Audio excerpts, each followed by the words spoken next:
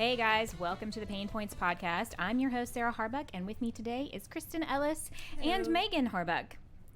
Hello. Hey, what's up? It's Monday. It's Monday. Good morning. We're going to do something a little different today and talk about, well, everybody's mental health and just put a little positivity out into the world and recap some of the episodes we've already done just to kind of touch base and a little check-in.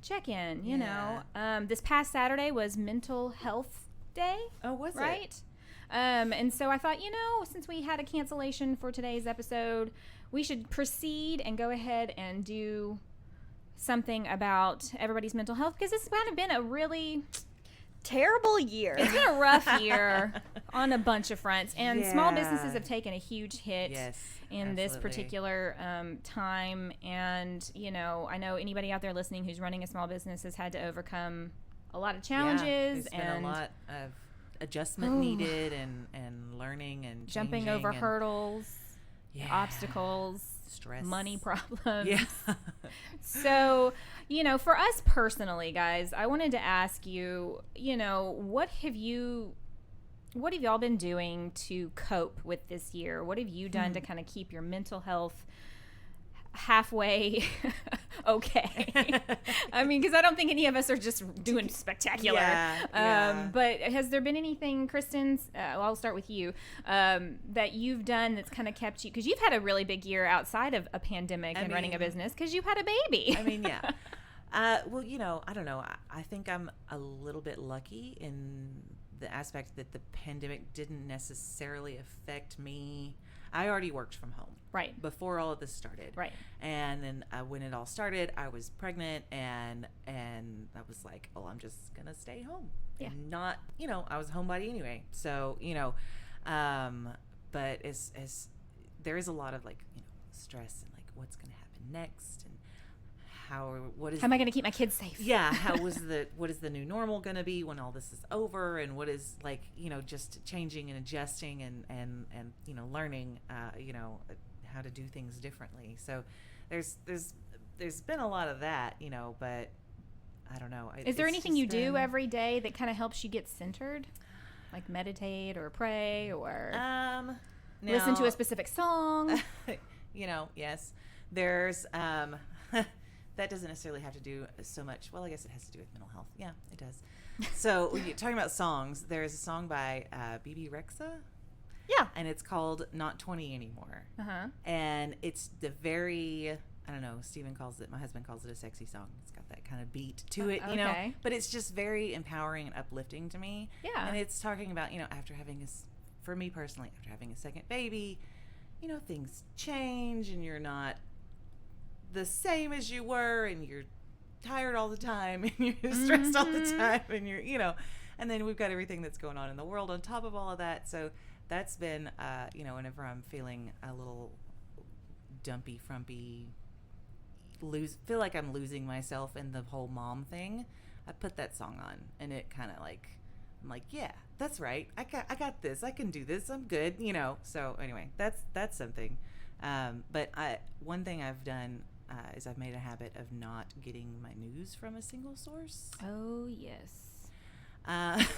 We could do a whole podcast just on that. Yeah, I tend, in the mornings, I tend to sit outside and have my coffee, and I go through, usually I get it in clips on YouTube, but it's from, different outlets. Many different outlets.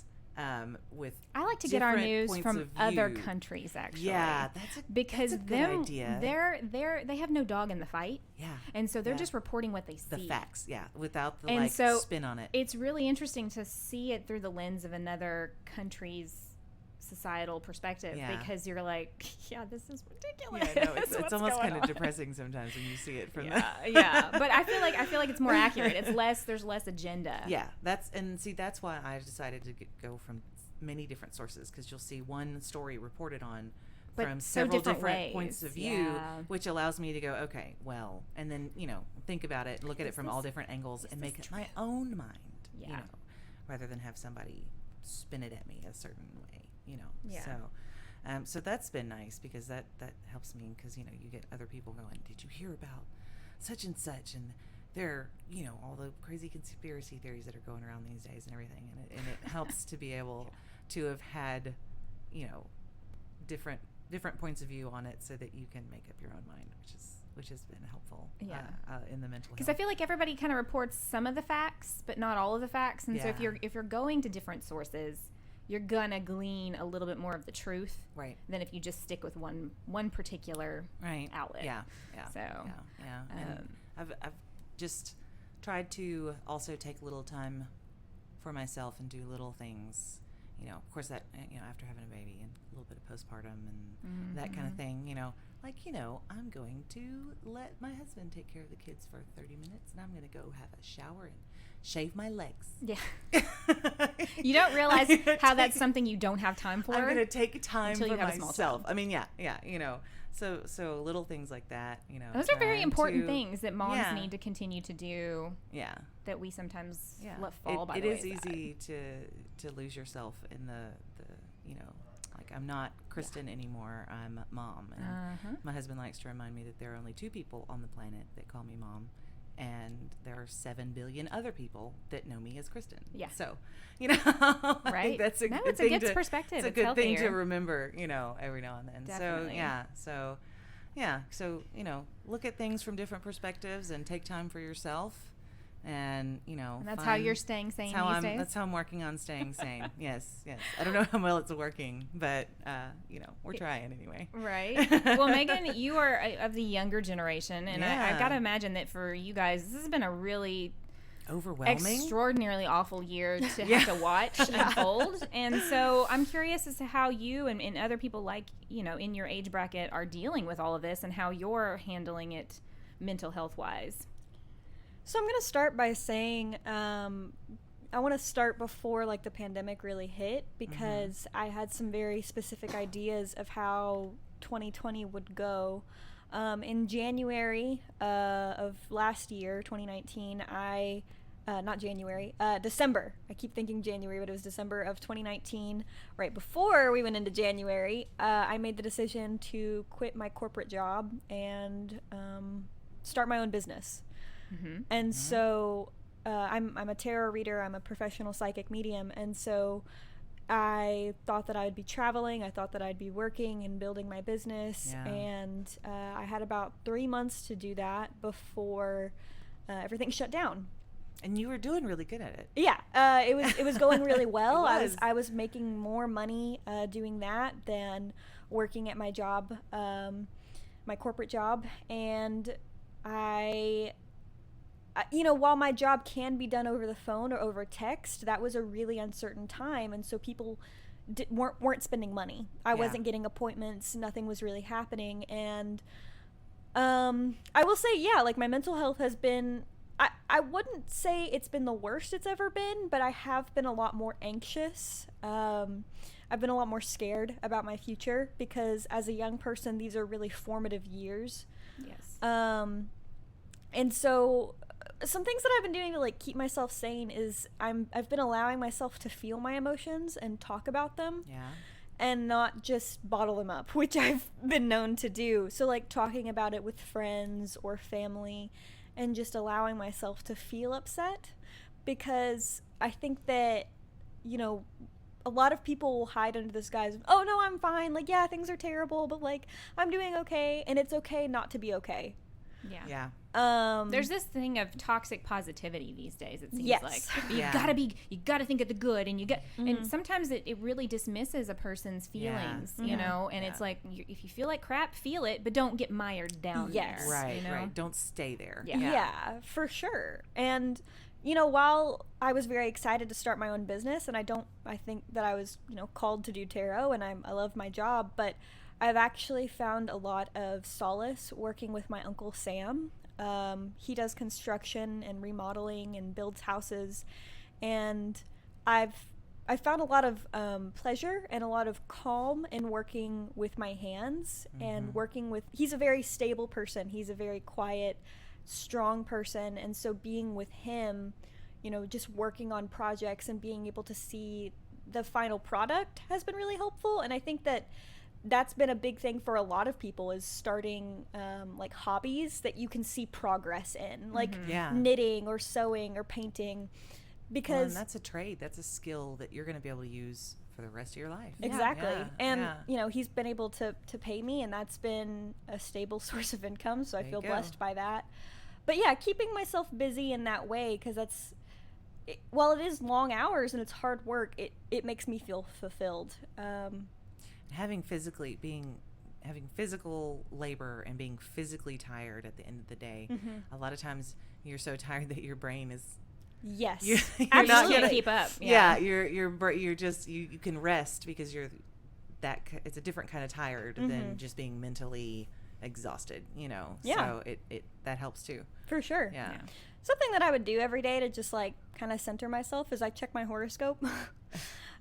Which may seem superficial to some people, but with the apps I use, I feel like they're really accurate, and it's just a way for me to like stay grounded and like be aware of myself and be aware of like the people around me.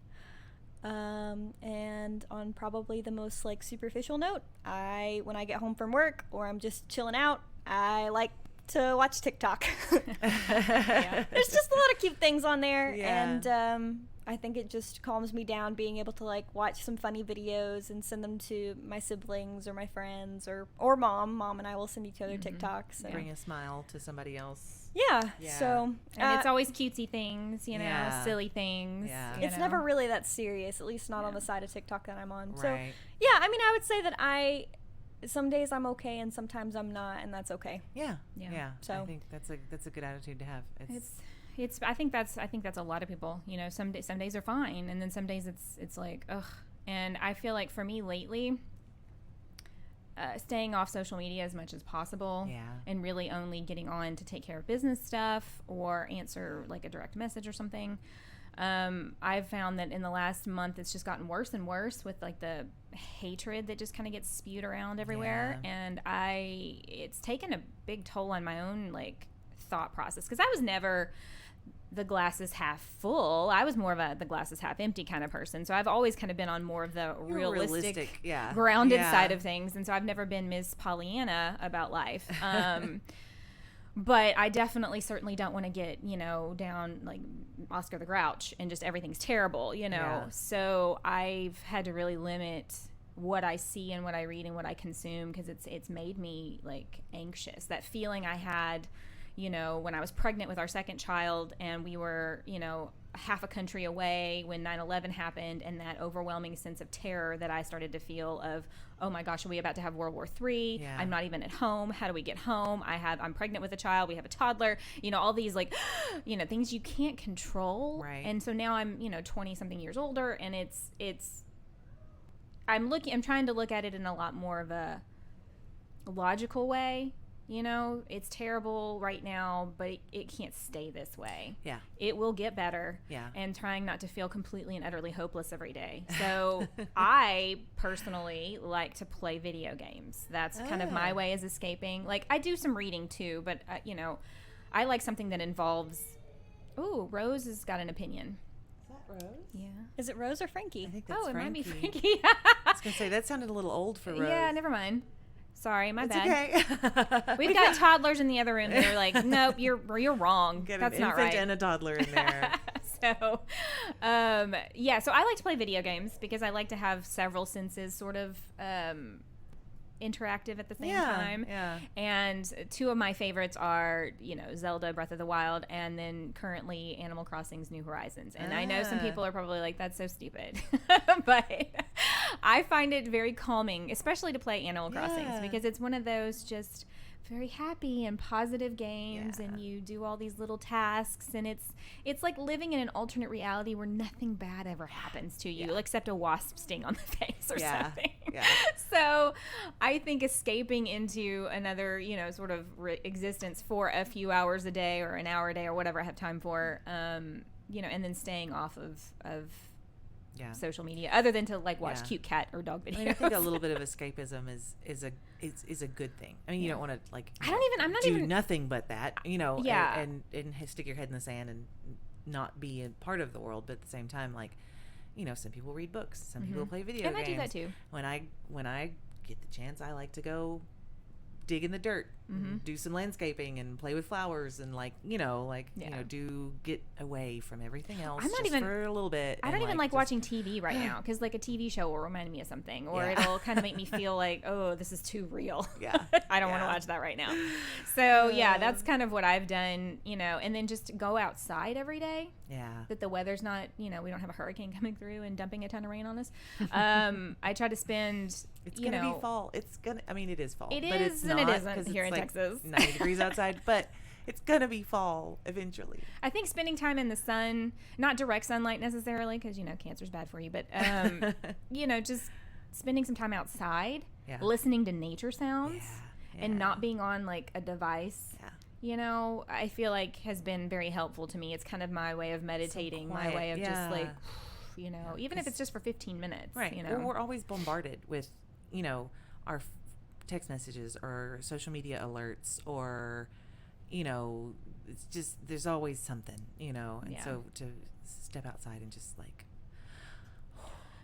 for just a minute is nice. It's there's something healing about being in nature to some extent. Very much. And just getting outside and sitting on my deck and watching the pond and all the wildlife around y'all there. live in a great spot for that. Yeah, I am very fortunate in that regard. So for anybody who lives in an urban area, that's maybe not as realistic, but for me it's been a very calming process. So that's one of the things that I try to do. Staying positive in this world where everything just seems like, especially because it's going, or, we're about to have an election, or this will probably air after the election. So, you got a pandemic and you got mass, unemployment and everything's terrible. And you got an election on top of that, which is never fun, no matter what the year is. No. So staying positive is really hard, guys. And I don't know if y'all have anything to offer in terms of like tips and tricks on how to keep your mind other than what we've already discussed. I just a little bit of escapism. Find that one thing that makes you happy, whether it be silly TikTok videos or sitting outside listening to the birds or just find something that and it's going to probably be different for everybody. What works for me isn't going to work for you, and vice versa. Somebody's some people like the watching sports, now that we have sports again, or it's great. Paint your fingernails, right? So you feel pretty, or or exercise for whoever those freaks are. Me, maybe I am that person. But I think that I would say that y'all's points are really good. I think that if you're I'm not going to say intelligent, but an aware person. You do want to be updated on the news. You do want to know what's going on in the world. Yeah. But I think that there's more of that than ever before. I understand, Mom, what you're saying about how, like, when you were pregnant with Xander in, 2001 and 9/11 happened, that was really scary, but you guys didn't have smartphones back then. Yes. Yeah. The widespread of computers was not really there yet. You had the TV, you had the newspaper. The internet was just really in its infancy, starting to really get going. And you couldn't get news from the perspective of other countries in the world because you got your news at the end of the day. Yeah, exactly. Or, that's about when the 24-hour news cycle started, is when 9/11 happened. Yeah. That is what triggered this. Let's cover it for 24 hours a day. Changed the world. And I feel like it did change the world. And I feel like we're not better for it in a way because I don't need to be informed 24 hours a day. Well, and it's also, I feel like it's also hurting our children. Yes.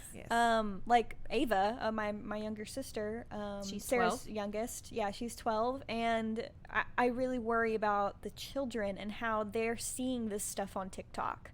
They're seeing this stuff on Instagram. And how is that affecting their mental health? And while I do think that, about 12 is the age where, kids start getting smartphones and whatnot. I think that, like, if you're a parent of a younger child who has social media, or even a teenager, like, being able to have open conversations about, like, hey, how are you doing? I know that there's a lot going on in the world, and just dialoguing, like, it's okay to put the phone down. Or, if your phone is your happy place, that's where your friends are, maybe try and, just last night there was somebody who posted something that made me very upset on Facebook. And instead of arguing with them, instead of commenting on it, I I was kind to myself by just going and unfriending that person. You're in control of what you see on the internet. Right. Yes. And so if you don't want to see something, you can block a person, you can unfriend them, you can tap I'm not interested, you can flag it, you can do whatever you want to be able to like not always have to see things that are so negative. I think that you have to surround yourself with positive things in some way, whether it be a favorite show or music or getting into a new hobby. Hi, I like K-pop. If you want to learn about it, come and talk to me. Like it's important to know what's going on in the world, but it's just as important to separate yourself from it, because in the end, while you can go out and vote and you can try to make a difference in yourself, in your family, in your own community, I think what a lot of people are experiencing this year is that they can't do anything about the pandemic except wear a mask and stay home. Yeah.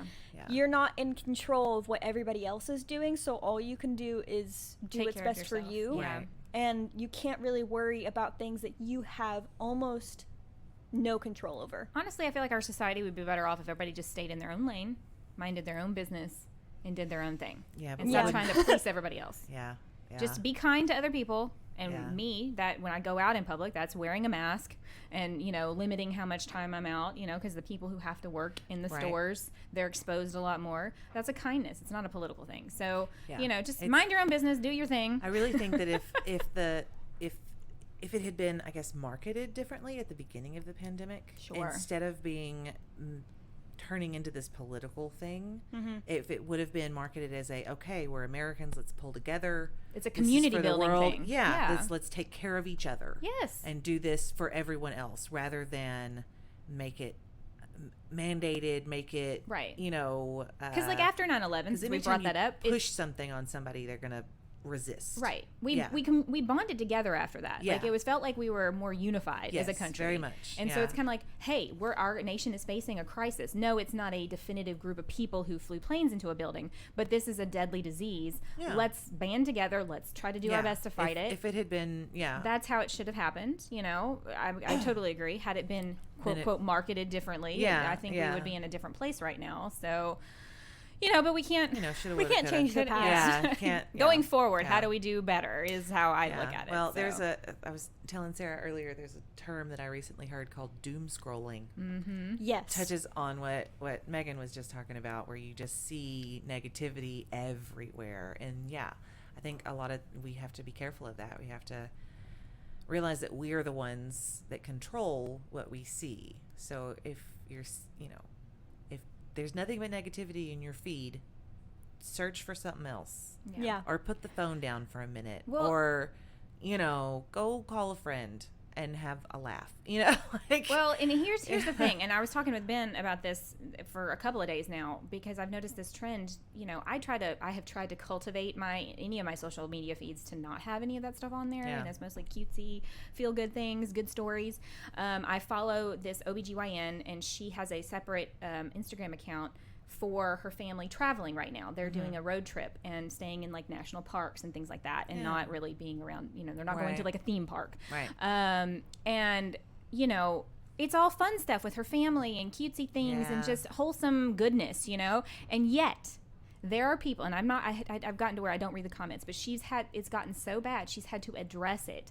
Things like the car seat warriors, who, she's posted a picture of her family in the car. They're not driving. They're in a parking lot. They're sitting in a drive-thru, something where the car is stationary and one kid's not buckled up, and, or they weigh too much to be in those, things that they don't have the information for, but yet they're making a comment on. It never made sense to me that parents judge other parents so harshly. I mean, you've been there and done that. Yeah. You know the struggle. Well, how much can you judge from a photo anyway? Right. And if you've got nothing nice to say, don't say anything. Well, it's just unsafe. Well, I think a doctor with a PhD in feminine health knows a little bit better than you, Karen, on your keyboard about the car seat regulations. So maybe just sit this one out.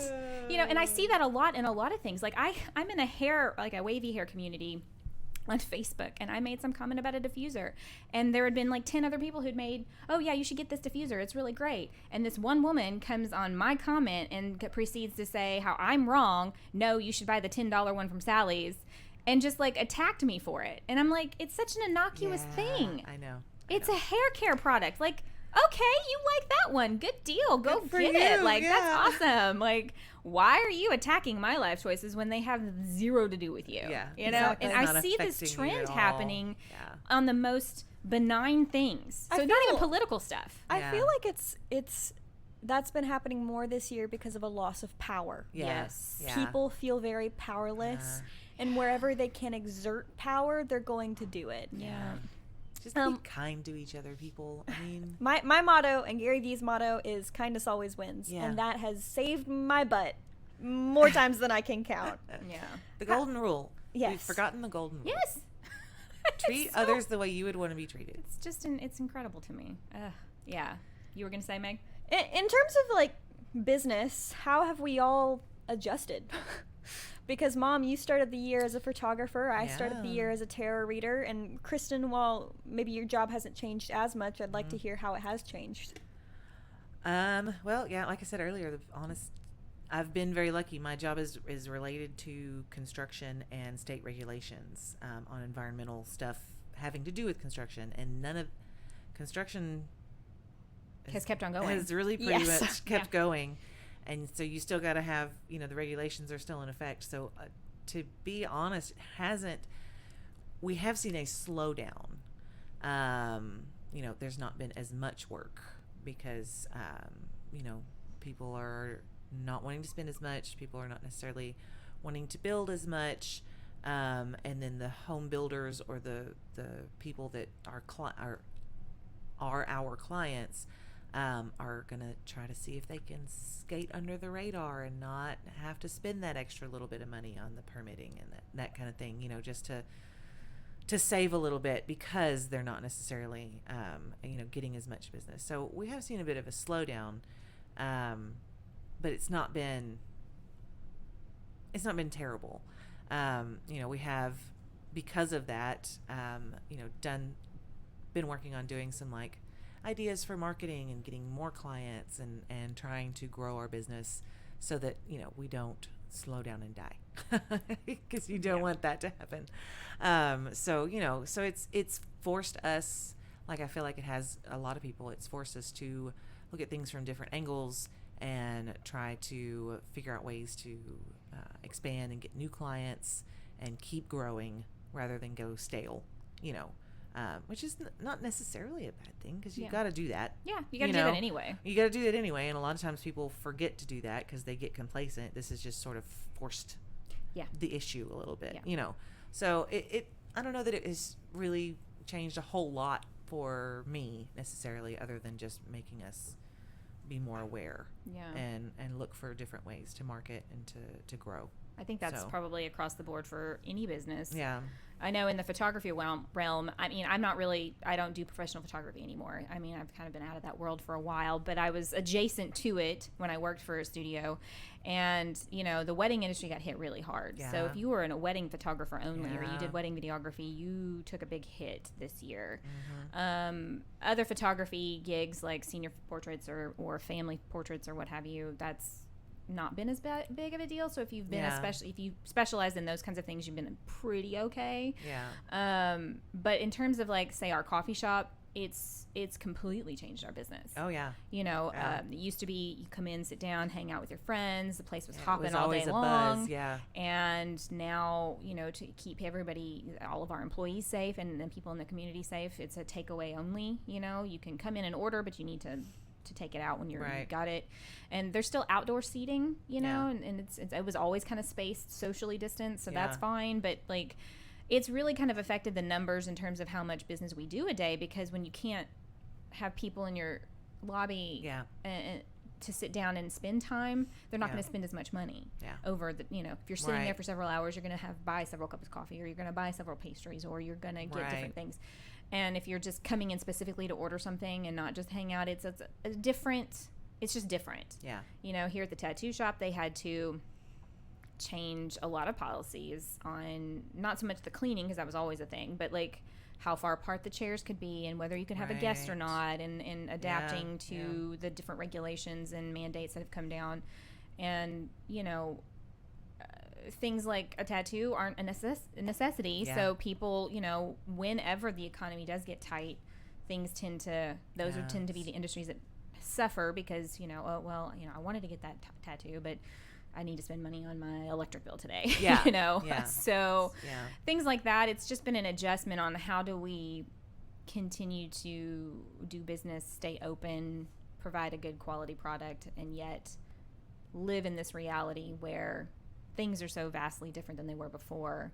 And, when you get a tattoo, that's a community experience in a way, the way they do it here. Yeah. And so whenever you couldn't bring a guest, it kind of diminished that community experience that you got because your friends couldn't come with you. Right. And for some people, that's a big deal. Like, right. It's bring all my like friends. Like a party. Yeah, it's like a party. Yeah. And when you can't have that, it definitely changes the tone of things. So, yeah, you just have to, as one of our guests has said, pivot. You got to keep just twisting and turning and moving in whatever direction is a way forward. And it's not been easy. And, all the things we had planned to do by the end of the year and have done, financially have been significantly reduced because, we were going to open a drive-through location for Standpipe here. Yeah. And that, the pandemic hit about the time we were about to start purchasing land to build a location on and things like that. So, it's sort of, it's really changed the future and the timetable of how things are going to work, if they're going to work. And there have been some other opportunities I can't talk about publicly yet, but, that have been offered to us, but it's kind of we got to wait and see what's going to happen, in next year. Right. Is this pandemic still going to be as bad? Is that going to be the reality? Can we do this thing that we've been offered, and will it be profitable enough to recoup our money and we don't have to take a huge loss? Things that you have to think about. And some of it's a gamble. Some of it's roll the dice and figure it out. But some of it has to be more strategic than just, well, let's hope it works out, because it may not. And, with money being tight now, it's a little different. You can't just, I'll do that and we'll we've got 5 or 6 years we can recoup the cost. Now it's not quite so. Yeah. That's not a luxury that we have. So yeah, for sure. So yeah, I don't know if that answers your question, but no, I mean, it does. I rambled on quite a bit there. I mean, speaking from like my business, and I would say I do something very similar to what Tweety Tart does. I may not sell a product; the product is myself, but a lot of tarot readers, a lot of psychics, astrologers, things like that. We go to fairs. We go to conventions, we go to different things like that, and I got to go to 2 this year before everything shut down, and I've just had to adjust. I mean, I've been taking a lot of time off that, and like I said, working with my Uncle Sam, but I've found, a business in doing text readings where somebody just texts me a question and I respond and they send me money. Or doing video calls, or if I do readings in person, we both wear masks the whole time.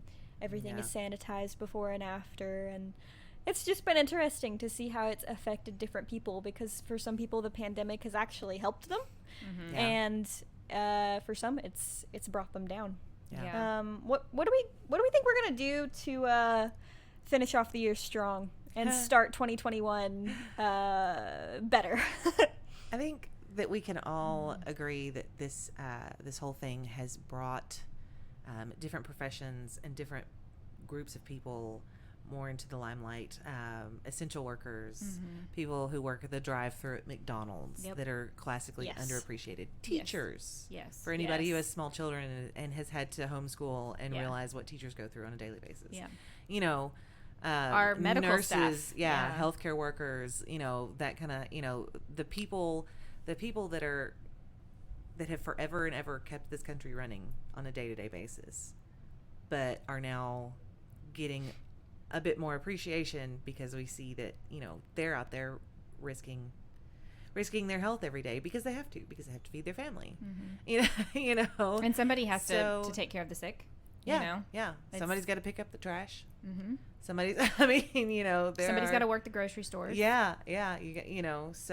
I think that that could be a positive that has come out of all of this, is that people are going to be, rather than looking down your nose at a minimum wage or, worker, you're going to appreciate the fact that, some people don't have a choice, and that it takes sometimes, when you don't have that luxury, it takes bravery to just do normal things. Yeah. You know, and I think that's not a bad thing. No, definitely not. To learn to appreciate other people. I mean, for sure. Maybe we should have all been doing that already. Well, I mean, I know, but I mean, yeah. Being more mindful. I think think definitely. That's maybe something that something good that is going to come out of all of this, you know. Right. And so maybe with 2020 we can start with that already at the forefront and start working on, you know, society as a whole, as being, like we keep saying, being kind to one another and appreciating each other and not, you know, not being, just don't be mean. I think our society should go through an entire like mental health, like everybody should be required to go see a therapist so that we start off 2021, you know, working on our issues and just being nicer and more understanding about our neighbor and, you know, just minding your own business, really. Just if you can't be kind, then just keep it to yourself. Think it in your head if you want, I guess, but just move along, you know, just scroll on by or whatever it is. I think for me personally, to start off the next year is to find hope where I can, regardless of what ends up happening over the next few weeks and months. You know, try to, you know, as Mr. Rogers used to say, look for the helpers, and try to see where the help is coming from, and see where the hope might be that our society hasn't fallen into complete and total anarchy and chaos. Which it hasn't. No, and I hope it doesn't. I hope better things are coming. We've been through a lot this year. And it hasn't happened yet, so, you know, knock on wood. But I think, definitely. I think for me, it'll just be, you know, try to find a little bit of positivity in whatever the day brought. You know, whether that's, you know, somebody complimented my shoes or, you know, I compliment somebody, you know, putting out little bits of just niceness into the world is I think going to be helpful for everybody in 2021. So hope and positivity. Exactly. I like it. My 4 key words are kindness, positivity, optimism, and patience. There you go. By the way, that acronym is K-pop. How did I know? Of course it is. Bring it around to that. Well, I'm sure people are tired of us talking about, you know, such a heavy subject. So I wanted to kind of move into, we've been doing this new format for, June, July, August, September, October. So 5 months. And we've had a lot of different types of guests on, and I'm actually pretty happy with the variety of industry we've had. You know, we've had fitness, photography, clothing manufacturing, plumbing, videography, a nonprofit, a septic designer, tattoo artists, a software IT and consulting, a person who hand wove things, real estate, personal care products, K-pop merchandising, bookkeeping, media consultants, influencers, event rentals, massage and wellness, art, money management and taxes, hand painted and made K-pop merchandise, and a snow cone stand, and artisan hair care products. Now, that is a long list of a bunch of different things. Very diverse. And I'm pretty proud of us for having so many different types of businesses on. I've actually tried to do that on purpose. You know, I've had a lot of people message, oh, hey, can I, you know, be on? Yeah. Can we put you to next year? Because we've already had somebody, and I don't want it to seem like this is the photography podcast. Because I know a lot of photographers. But our first guest, and I think it was a great way to start off this new format, was with Loud Howd CrossFit and Amanda Skinner. We were all there for that one. Yeah, and that was fun. I thought I hadn't thought about CrossFit. I mean, I had a preconceived idea of what CrossFit was before I went into that interview. And so I was kind of like, you know, I know Amanda personally on a personal level, so that's why she's coming in, but I don't particularly care about CrossFit in any way. But I do feel like through that interview, I personally learned a lot more about that particular industry than I would have thought went along with it. Yeah. So I don't know if anybody else has any thoughts. Megan, you actually do CrossFit. Megan's actually started doing CrossFit since we did that interview. Yeah, no, she inspired me, and luckily that I'm able to do that now. I think that we started off with a bang with that interview. Yeah. That's probably one of my favorites, because I do have my favorite episodes that we've done. Not that they're not all amazing, because we've been able to get some really interesting people. I'm really proud of how, like, not only diverse the industries are, but we've had people of color. We've had a lot of women and men, or people who identify as a different and gender, young people that have young owned business. people Yeah. and people Yeah. of different sexualities, and that's a big deal. You know, Yeah. I don't. Diversity and Yeah. representation matters as much as people may not want to think that. I Yes. feel like it's important to show that anybody can be a small business owner regardless Oh, well, yeah. of Yeah. any of Yeah, that other of stuff. course. So, you And know. small businesses need to be featured more than anything else. While it Yeah. is great to hear from people who have made millions and millions of dollars and they started from nothing, I think that talking to people who are still small and still are working towards their goals is very important. A lot of the people that we've actually reached out to have said, yeah, I've never been interviewed before. This is a really big deal for me. Yeah. And it makes me happy to know that maybe we have motivated them in some way or put them out in a different way than, you know, or maybe even Giving their them clients. some advertising. Yeah. Yeah. Highlighted their business in a way that they'd never been highlighted before. and giving their customers or their clients or whatever a different perspective. You know, because that's when you go into a store, when you buy products from somebody on Etsy, you don't necessarily think of them as a person. It's Right. just, oh, you're buying a product. But there are people behind every small business, and I'm really glad that we've been able to highlight everybody, Yeah. no matter who they are or what the background is or Right. whatever. Yeah. Our next guest was Kelly Gannon Company Photography with Kelly Randolph, and I think my big takeaway with that interview was how, you know, most creatives, something like photography or videography or art or whatever, most creatives tend to be less business minded in terms of structure She and knew what she was organization. doing. And she was definitely very Yeah. organized for being a quote, quote, creative. Right. So I feel like that was an interesting dichotomy there. You know, typically you have somebody in this world where they're very artsy and they're typically not very organized people. So I think that was my thing with that one. We did a call-in interview with Abu Saeed of Wildhood Clothing. Kristin, you weren't. I hate that I missed that one. Yeah, you didn't get to be there for that, but That was Ben was the awesome. co-host with me Yeah. on that one. It And was so exciting. I thought his story was so fascinating. If you guys haven't listened to it, you really should go listen to that episode with Wildhood Clothing. He immigrated here from Bangladesh, not here, Canada. to Canada. Yeah. And didn't know anybody, didn't have a job lined up, just was like, I want to go someplace else and pursue, That's- life. That's And- crazy to me to think. I mean, that's great. Yeah. It sounds like an amazing adventure, but it's also terrifying. I was like, I was so in awe because I'm like, I cannot imagine leaving the comfort of everything I know, Yeah. not speaking the language, and moving to a completely different country Yeah. and That's starting a amazing. business. Yeah. And the hurdles that you have to overcome being an immigrant doing that. And so I felt like his story was just so, it encapsulated the American dream of, Yeah. go someplace and start a new life and build a business or build a Yeah. successful career. And I really, really enjoyed talking to him. He was an interesting person. We'll have to have him back for something else at some point, but I really enjoyed him. And then we talked with your husband, Steve Ellis of Ellis Yeah. Plumbing, who has a relatively new business, but plumbing. It's been right at a year, just a little over a year. little over a year. now that he started his own business. Yeah. Yeah. So So yeah, he. that is one thing I will say to anybody out there listening. If you're thinking about going into a trade, whether it be plumbing, electrician, carpentry, whatever.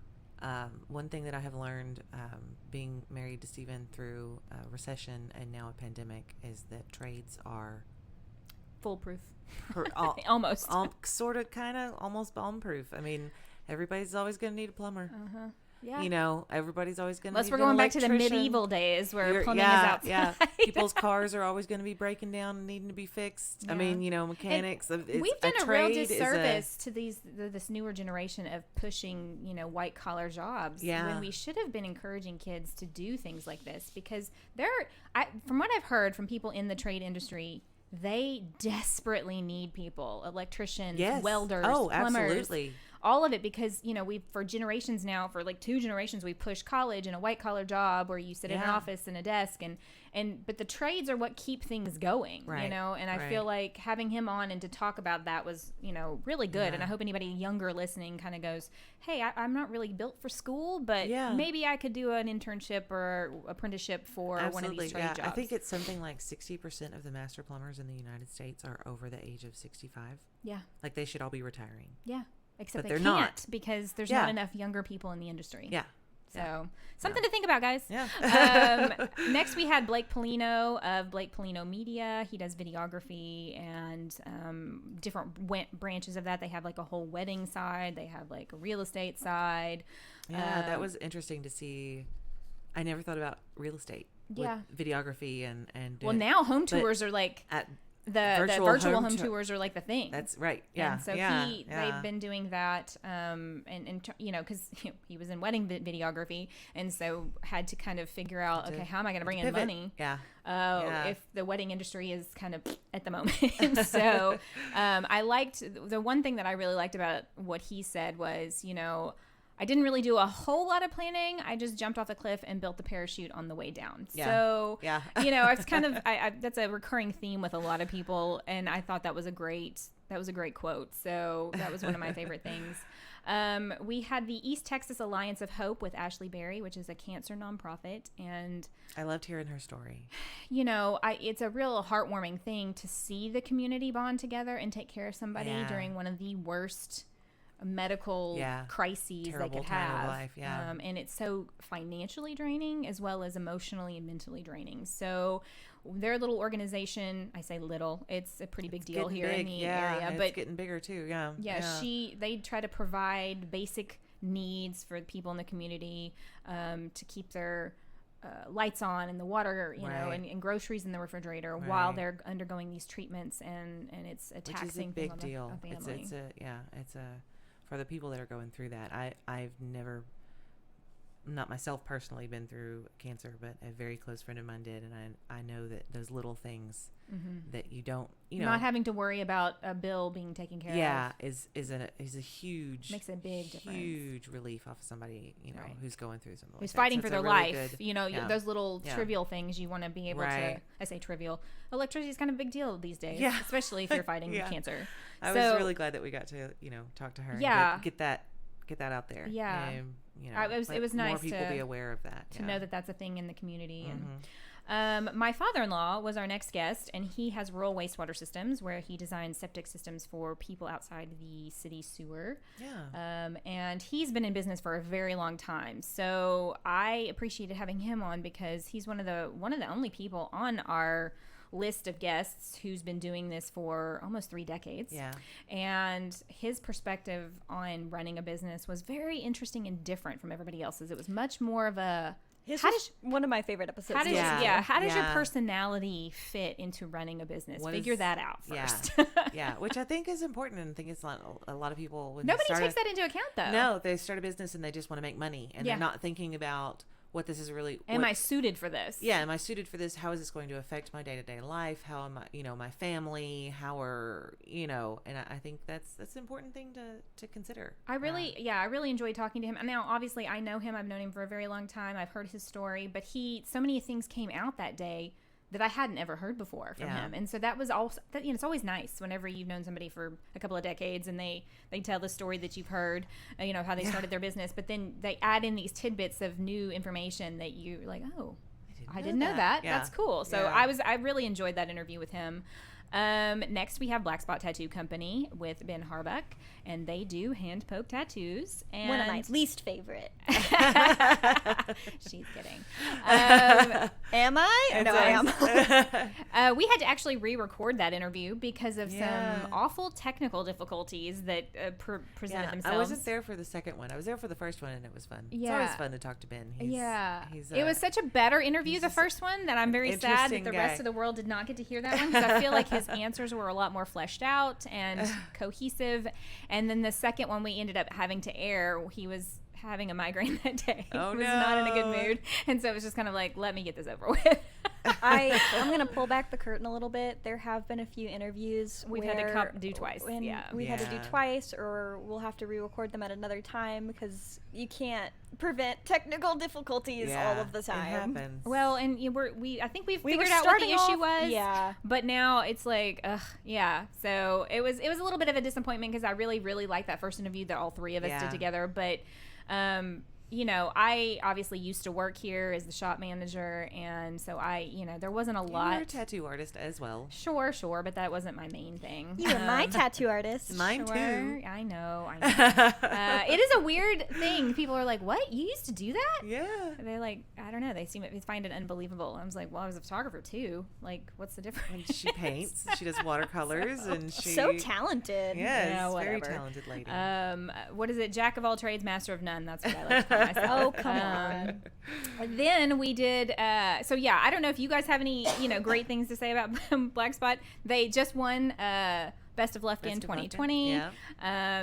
They're doing great, and it was an interesting interview. I don't want to give everybody the impression that it was terrible. The second one, it was good. I think it was one of our most listened to ones there for the longest time. So I'll have to have him on again for one of his many other his ventures other business, yeah. That he Once we get those a little more because fleshed he's Ben's always fun to talk to.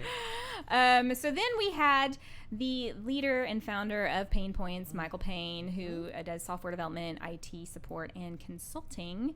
And of course, he's always interesting to talk to because he has so many things to say. I was amazed learning, how young he started. Like, he really knew what he wanted to do and fell into it at a very early age and just has followed it, like when he was like 5 or 6 playing those video games that taught programming. Right, which I think that's fantastic. Yeah. That's great. So many people, they get to college and they change their major half a dozen times, which, by the way, if you're in college and you've just changed your major for the 3rd or 4th time, totally normal. Yeah. Don't freak out. Everybody does it. I'm a weirdo and didn't really do that, but well, I did. I think that is definitely more the norm than what I did. So, but yeah, him doing that at such an early age, and then the fact that he can juggle so many different things at one time. Yeah. Like, I don't know how I can multitask. As women, we multitask all the time, but he takes it to a whole different level. So it's always interesting to talk to him. Then we had Loose Handwoven with Sarah Nichols. I really enjoy talking to her because she had zero experience in hand weaving until she started doing it. I'm going to learn how to do this. And she did. And now she has a very successful business out of it. Which is and she went awesome. and bought a loom of all, like a loom, you guys. Which is have you looked up a picture of what that looks like? It's not a small thing. No, it takes up like half a room. Yeah. Or a whole room, depending on how big the room is. Fellow CrossFitter. Yeah, she's a fellow CrossFitter. Yeah. Gorgeous, by the way. And has 5 children, and she looks like she could be 26. I know. That was like my big thing is when I found out she had 5 kids. I was know. like, no, you don't. Nope, no. She has 5 kids. She's my age, and she looks like she could be 26. Yeah. It was kind of disgusting. Sarah, you're just too pretty. You're too beautiful. But her craft. I mean, if you go on her Instagram, Loose Handwoven, and look at this. I mean, it's just the colors are beautiful, and she dyes a lot of her own, or has someone dye a lot of the threads. stuff she weads with. Yeah. So it's. I mean, that's just a skill. That's a skill right there that Absolutely. is a lost art that I feel like we need to bring back because that was very much beautiful, beautiful work. We had Pat Penn on for Remax Home and Country with real estate, and Pat actually sold us the building we are sitting in currently 3.5 years ago when Ben wanted to stop renting and buy a building, commercial real estate. Which I'm so glad y'all did. Yeah, me too.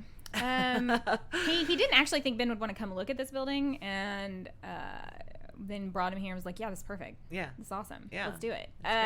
It was in foreclosure, so it was a great deal. so many great things. But yeah, Pat is a really great guy. He was wasn't he in engineering? Architecture? You're looking at me and I do not remember. I'm so sorry. I feel like he was in engineering. I feel like it was engineering. Yeah. He was in engineering. He got a degree in engineering from A&M and then went into real estate. And that was a really interesting story because I was like, okay, you just went to school for forever to get an engineering degree. Yeah. And now you're in real estate. Let's talk about that a little bit. Yeah. And it was really because he's a real people person. And he said that engineering, he kind of kept him sort of away from people. Sitting at a desk. And the doing real estate really kind of helps him interact with people and connect with people. And he says he really enjoys that connection he gets with people by putting them in their first home or their dream home or things like that. So cool. I really enjoyed his story. That was an interesting one to listen to. We did a call-in interview with Erin Lester from Twooty Tart. She makes personal, Twooty Tart. You know what? That was the one thing I regret from that interview is I forgot to ask her how she came up with that name. Yeah. So, Erin, if you're listening, please tell us. I forgot to ask you. She makes personal care products like bath bombs and lotions and scrubs and all the things that you do for self-care. You know, she's got a great presence online. So if you want to see any of her stuff, you should go check her out on Instagram or TikTok. She makes these great little videos about all of her stuff. And she gears them all towards like pop culture, anime or video games or things like that are, it's more cool. cutesy and very kitschy, but like she's got a huge following. And listening to her tell her story about how she got started, she's such a commanding presence personality-wise. Yes. Yeah. And so she just sort of like just started talking and we didn't have to do hardly anything. She just like told her story and it was like I was mesmerized, like, oh my gosh, that's awesome. You know, just listening to her. So we really enjoyed talking with her. That was another one I think you were on maternity leave and had to not be here for, which you should go back and listen to because that's awesome. I should. Then Megan arranged for us to talk to Yoon Bae from Eve Pink, which is a K-pop merchandise store in Houston. And she was very excited that Yoon agreed. And It was my dream come true. I love talking to her because, I mean, she was another immigrant that has come, you know, her parents came and started a business here. And then she kind of followed in their footsteps. And I really liked how she, you know, got into the K-pop. She was a fan.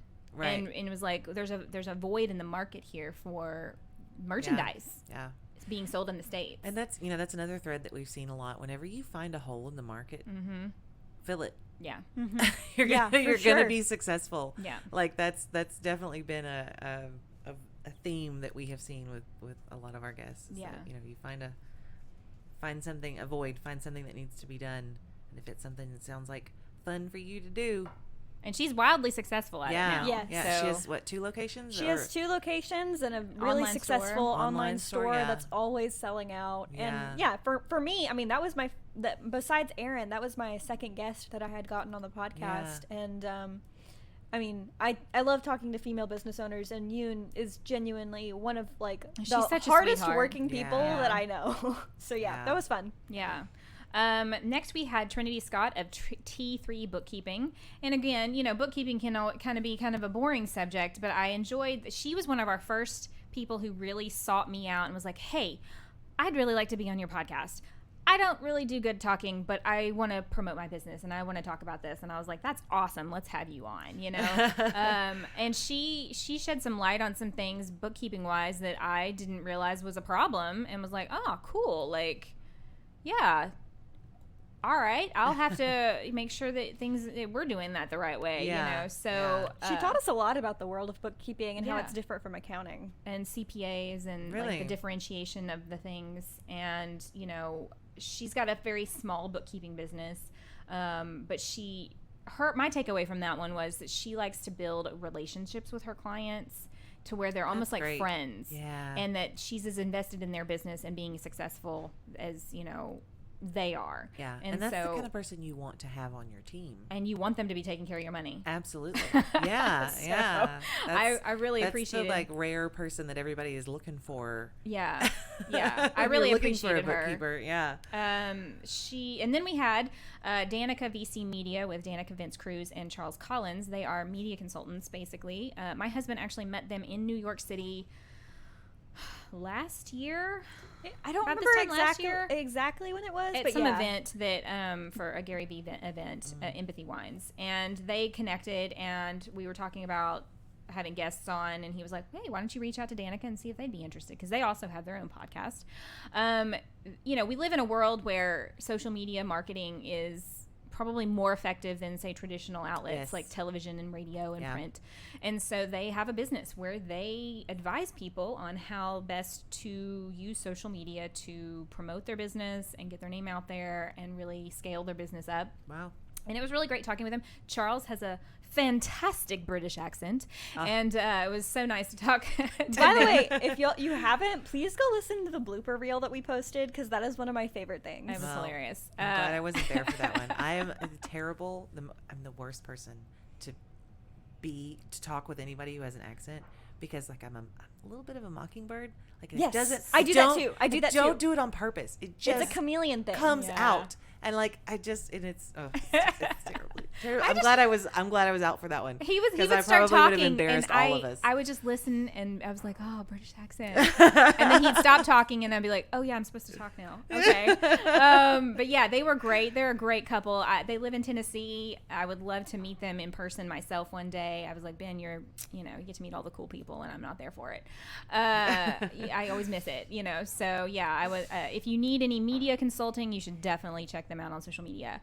Our next guest was one of my personal favorites. I mean, I've loved every guest, but S Wavy Curly Courtney with Courtney Duncan. She is an influencer and YouTuber, has a whole channel on this thing called the Curly Girl Method, and she's turned it into a business. And I wanted to talk to her because I've seen a lot of people on the internet, becoming these influencers and kind of pushing products and building a business off of it. And it was really cool to talk to her and listen to her process, because creating YouTube videos is a full-time job based on everything she was telling us, all the different things she has to do, the different days she has to record something, and the steps to it and how long it takes, and the editing, and she does have a team of people she has a company she's hired that helps her with her editing. But that one was a Zoom call that we did that's a video on YouTube. So if you want to see us all talking, y'all can go on YouTube and check out that one with Courtney Duncan of S Wavy Curly Courtney. I think we've got somebody doing construction in the back. That's why you keep hearing some knocking noises. Yes, we absolutely do. Ignore that sound behind the curtain. I couldn't figure out what it was, and then I looked out the window. Yes, there's definitely, That's all right. So that one was one of my favorites, and I obviously do the curly girl, wavy girl method. So to me, I was very excited to talk to her and I'm excited kind of see the behind the I love your curly scenes. hair, and you never used to wear it curly, and you do. I've Well, always been jealous. This pandemic of sort of curly just hair. like pushed the issue.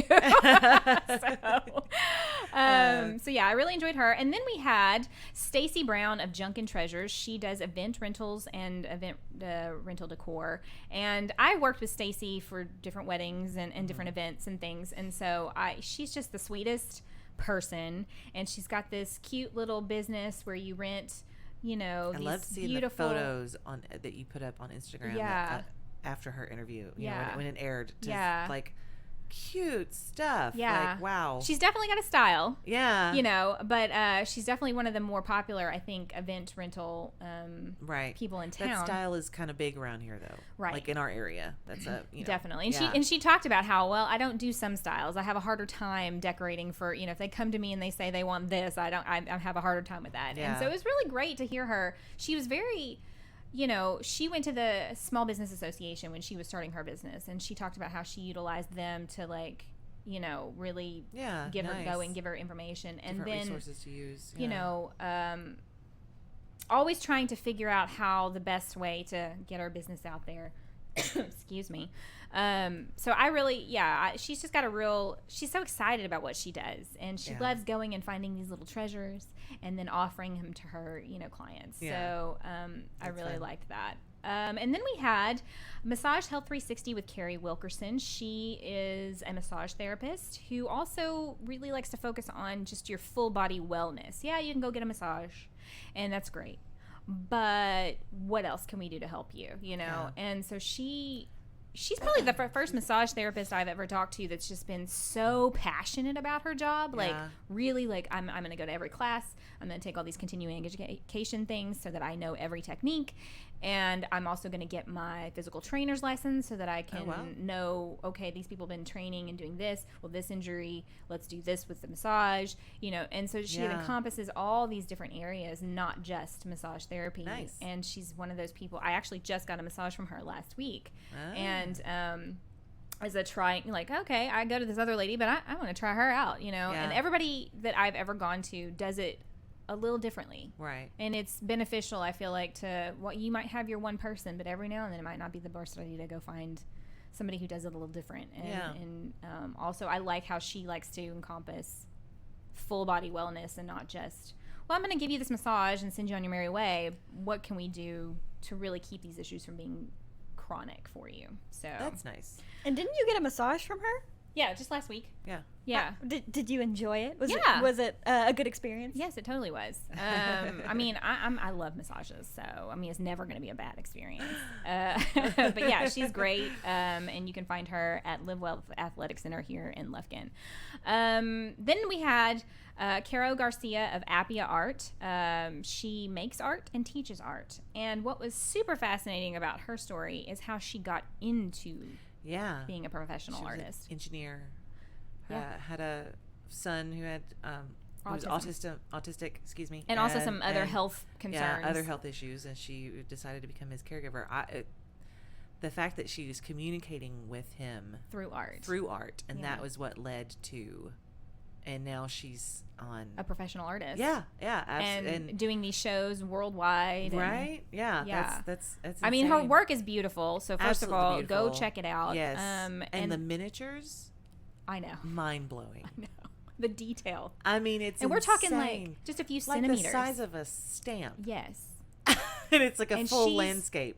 Hand painted them. It's crazy. It's they're beautiful. That was actually how we met several years ago. I saw her doing these miniature. She came through my Instagram feed, and I was like, "What is that? That is cool." Because that was back when I was really big into watercoloring myself, and.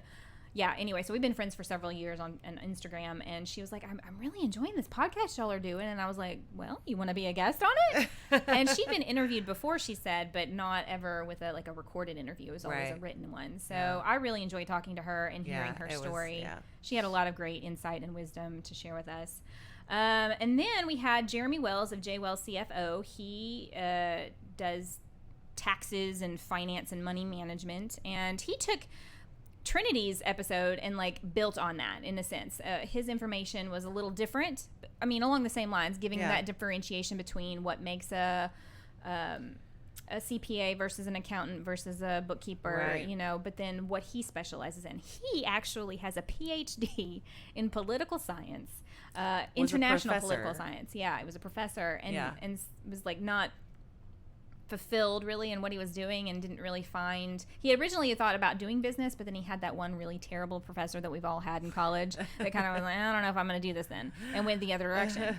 But he's come full circle, and now he has a business where he does mostly works on people's taxes and gets them the best deal. But he was really interesting to talk to, because he was another one of those that was just very passionate, very enthusiastic about what he did. And it's not, when you think about taxes and bookkeeping, it's not always the most interesting thing, but I mean, but he loves it. And I was really into it at the interview. I was like, oh, cool. I want you to keep not that I have any books to keep, but if I ever do, I'm going to give you a call. I mean, he was very and what I love about him is on his social media is he's got these little video clips of him talking and giving out tips. He just gives a lot of information for free. And so I always really appreciate people like that. So hey, you need somebody to help you with your taxes or your bookkeeping or your accounting, you should give him a ring. You want some tips and tricks? Look him up on YouTube and see if he's got anything a lot of things that addresses a question you might have. Yeah, totally. And he also talks about how he organized his scheduling to where it's all automated for him, and so he doesn't, have to deal with this back and forth of emailing people and scheduling a consultation. Yeah, he utilized a lot. He utilizes technology to the best benefit. To his benefit, which is smart. After that, we had rose-colored prints with Chelly. She makes handmade K-pop merchandise. So it's not official merch of the K-pop world, but it is her interpretation. And I had never heard of her until Megan started talking about her. And she is just the sweetest. So cute. Adorable. 22-year-old? I think she's older than me, so she would be, I think, about 22. Just so very quiet and shy and has so soft-spoken, very ASMR. I just enjoy talking to her because she's young and she's the future of entrepreneurialism. And she, started this business kind of as a way to just do something in college, connect with fans, and now it's like a full-fledged thing. And I thought that was great that she could do that and create this community within the K-pop world, not only with the other fans, but then just the people who share her interests and buy her things. And she was such a cute cute person to talk to. Yeah. And by the way, at the time we're recording this, she should be releasing some signature T-shirts that aren't K-pop related. That They she are designed. beautiful. Yeah, no, I'm obsessed. I gotta So get one. if you're not into K-pop, maybe check out her store anyway, just to check out these new T-shirts because they look really high quality and they're really beautiful. Yeah. So that's She that was- episode. She was sweet. She was fun. Yeah. And then we had another young entrepreneur, Zachary Castillo of Snow Bros. Now, we're not really in snow cone season anymore, but I thought that'd be a great opportunity because he won't be working the snow cone stand to come and talk to us. Zachary, I have known him and his family for a long time. Him and his brother were teeny tiny little tots back in the day when we were all working together at Harmony Hill. And he has been an entrepreneurial since he was like 12, 13, making those pins with a friend. That was crazy. wood I lathe. actually bought a wood lathe and started learning wood turning. Right, learned a skill and What made a business 13-year-old do out you of know it. that does that? No. So I knew right away this kid was going places because Yeah. he's like, I'm gonna have a business at 13. Yeah. And then he started a snow cone stand because he had worked a snow cone stand when he was a teenager during the summer. I mean, but it's not just a snow, like it's like Specialty. a gourmet It is a gourmet snow cone stand, which It is. is, I mean, I don't know. He was, we talked about people who started businesses in their garages and now they made millions of dollars. I feel like we spoke to one of those. Yes, I think that's going to be the case with him. Because he's just always like, what's the next idea? Yeah. What's the next idea? Turning it into a gourmet hot chocolate place so that it's not seasonal anymore and Right. he has that revenue year round. Right. I mean, just, Yeah. he's, And so we're looking forward to that. yeah, I'm looking forward to trying that out once it gets colder. because I feel like that's about. I probably as this airs, that will be the new gourmet hot chocolate stand will be open. So we're gonna go check it out. Yeah, absolutely. I had the pleasure, me alone, sadly, my two co-hosts Yeah. did not get to do it, but I got to do a Zoom call with Adria Marshall of EcoSlay. She makes artisan hair care products. She used to make them when she first started right out of her own kitchen. Now they actually have a production, Nice. manufacturing building that they do that in. But I really wanted to talk to Adria because I've actually used some of her hair care products for my own curly, wavy hair journey. And I, on their website, they have their story and how they got started. And I just thought that was fascinating. And I thought, I got to talk to her and find out more about what she's To doing. start in your kitchen. Yeah, like how did that get started? How did you do that? And again, she was another person. She was also an engineer. Really? who Wow. she was frustrated because she couldn't find hair care products on the market that catered to her type of texture and things like that particular she was type really of- happy with. Yeah. And there were some things in her interview that I learned, like she didn't actually have a product. It was like this little what they call an edge comb. And that was actually the very first for the baby hairs. Yes. Yeah. That was the very first thing that she actually created, and then the hair care products came along, after where the that. things you put in your hair. So that was fun. I didn't know that. Creating a comb. I'm gonna have to listen to that one. I haven't listened to it. I'm sorry. I need to. Well, to go that back one and listen hasn't to that aired one. yet. There you go. But it will by the time this episode comes out. So yeah, I really enjoyed talking with her. She's such a sweet person and just got this great team of people, and they're creating these hair care products. Basically it's just a small team of people doing it. Yeah. And so yeah, anyway, I'm really excited for you guys to hear that one. We have some upcoming guests that I wanted to highlight real quick before we end this episode. We have Amanda Tucker of Amanda Tucker Photography. She specializes in boudoir photography and body positivity. And I want to obviously we'll get more into that in her episode, Fun. but that'll be fun. And then we have Aubrey Page of Vagabond Travel. And I thought having someone on who's in the travel industry during this crazy time would be amazing to talk to them, because I know a lot of travel agencies are having struggling time right now. Yeah. I would So imagine. that's something to look forward to, guys, in the next couple of weeks. And so yeah, I hope you guys enjoyed this recap. You should check out any of the episodes that sounded super interesting to you, and tell us what you think. Yeah, and let us. Before we end, Yes. and who we should have on next. yes, who we should have on next, and I want to go around the table. I want to start with Kristin. Uh-oh. Kristin, who would be your dream guest to have on the podcast? That's a good question. So I've told you about this before. I don't know. Yes. Christine of Simply Nailogical, Yes, I love her. who is a brilliant, just incredibly intelligent person, for one. And then she's a YouTuber. She has her own nail polish line. She still works a day job for the Canadian government. Absolutely We gotta have her fascinating. And Yeah. she's just, I mean, like a fun person.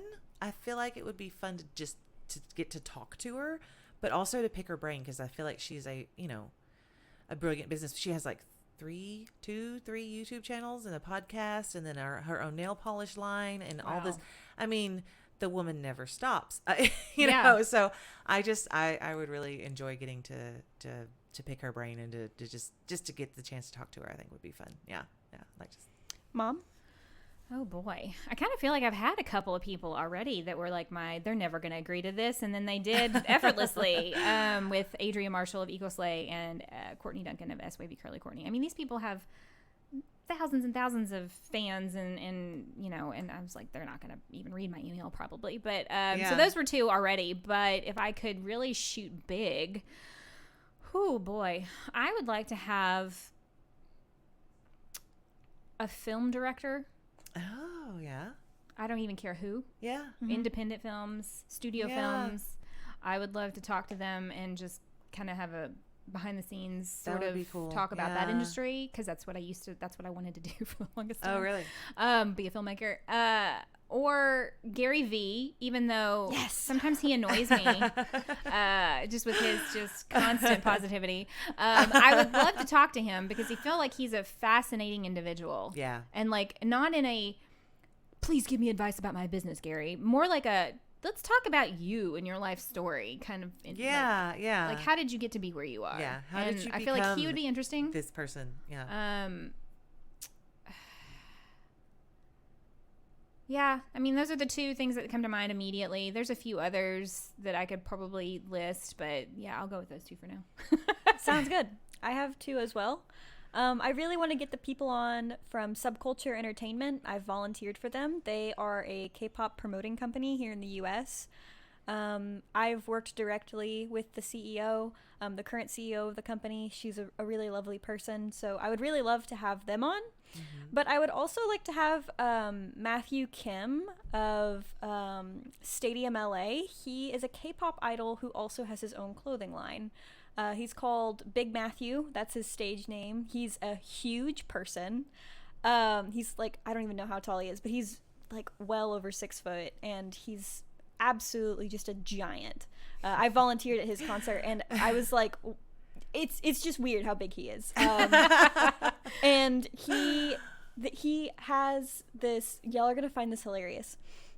He loves to work out. That's why he's so big. And I don't remember if it was in a live or something, but somebody mentioned what he liked to work out. I think I'm getting this right. And he was like, oh, I like to work out my pecs. You know, I like to keep my titties in shape. Oh my God.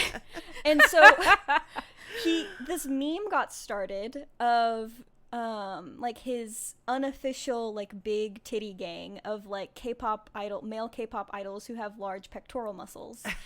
And from that meme, he already had like a clothing brand that he started with his parents, but he started a clothing line called the Big Titty Gang, or BTG. Oh my gosh. Where he donates a lot of the proceeds to charity, and he's been able to donate several $1,000s. So he's a K-pop idol. He designs clothes. He makes clothes with his family, and he effectively turned a meme into a way to make money for charity. That's and so cool. I think that he would be a great guest. He's in his 20s, and that he's sounds fun. I mean, I've been in the same room as him. I've volunteered for his concert, but I've never really gotten to talk to him. So I think that would be like excellent to talk about how he was able to turn this joke, this absolute like crazy thing, into a way to help people. Yeah. So those are my two is K-pop related. That's cool. Well, I'll have to make a note of that and work on those for future.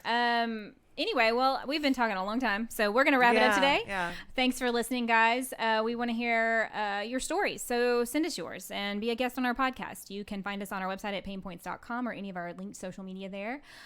Listen on Apple Podcasts, Spotify, YouTube. Please like and comment and follow and subscribe. It really helps us out a lot, and we want to know what you guys think. So, yeah. Anyway, well, I hope you like this special edition. We'll try to do some more like this. We definitely want to see if this gets a good response. response, and if so, Yeah. we'll try it again. But yeah, I hope everybody has a great week. Let us know what y'all are doing, to Stay healthy. To stay healthy and to keep your mental health in check, and to start 2021 with a fresh slate. That's a good idea. Give us ideas. Let Yeah. us know what's going on in your world too. So. Yes, definitely. All right, guys. Well, have a great week. We hope everyone stays safe and happy and healthy, and we'll see you next time. Bye. Bye, guys.